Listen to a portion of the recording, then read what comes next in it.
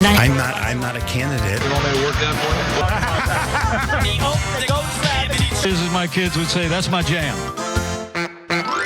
If they remove Trump's name, my name's off too.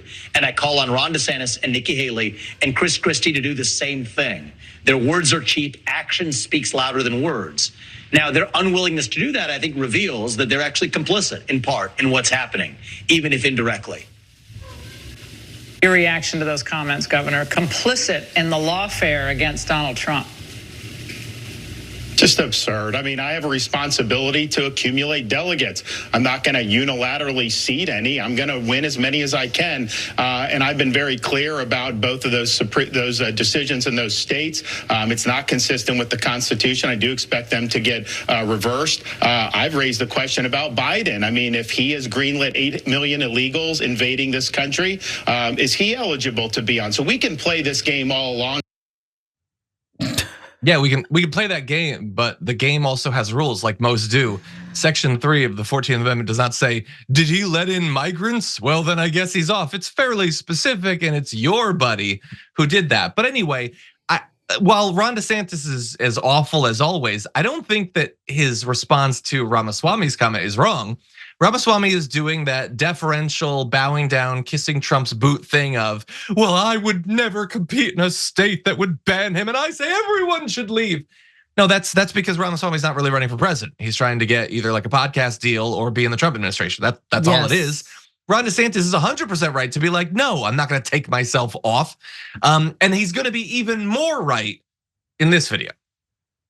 If any of the other ones of us had gotten kicked off the ballot, Trump would be spiking the football. Let's just be clear, that is just the fact of the matter. That's probably accurate. I think that's a fair point. Again, he's the worst, but that's so right. Oh my God, if Ron DeSantis got indicted or got banned from a ballot, Trump would be mocking him endlessly and nobody would expect him to just withdraw from the election or whatever. Francesca, what do you think? I mean, I think he could go even harder. It's just like, I'm waiting for one of these candidates to kind of just own their own run, like be a little bit of an alpha. I know that Trump has made you all little beta sad dudes, but just relish in the fact that he got kicked off the ballot. That you wouldn't have done that. Say that it was probably not a good idea, buddy, to incite that violence. It was a great rally. I do believe the election was stolen, maybe kind of, sort of, I don't know, what's the line now? Like, just own it, because he would have been. So it's funny, he'd probably spike the football too. So I guess I should celebrate. It's like it's loser behavior. And of course, biggest loser is Ramaswamy, and they're all just trying to be the Veep pick eventually. But look, I might agree with Ron DeSantis that Biden could actually be kicked off of the ballot, because in the Constitution, apparently you can't deny migrants the right to an asylum. And the right to asylum is in our Constitution, and the Biden administration is continuing Trump policies and denying migrants asylum in this country. So under that, you could actually do that. Oh, but that would require you to have some humanity for migrants, not say that the illegals are coming into this country. But again, doesn't stipulate that you can't run for office if you denied people asylum. So that's a fun thing about laws. Mm-hmm. They're written in words and you gotta follow them, and if you violate them, then that's illegal. That's the violation of the law.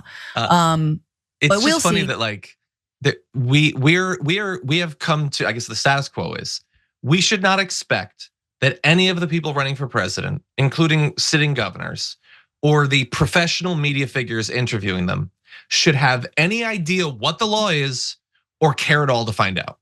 So you just throw out, he let in migrants, and there's no response from her like, well, that's not actually what Section 3 is about at all. And why would we expect that he would know?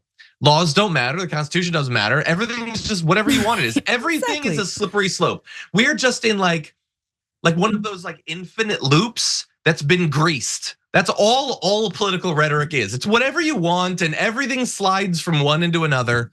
It's a game of telephone. It's like no, you could read the Constitution. No, I'm just gonna listen to what this person told me in my ear. Okay, do what you want. That's not how anything works.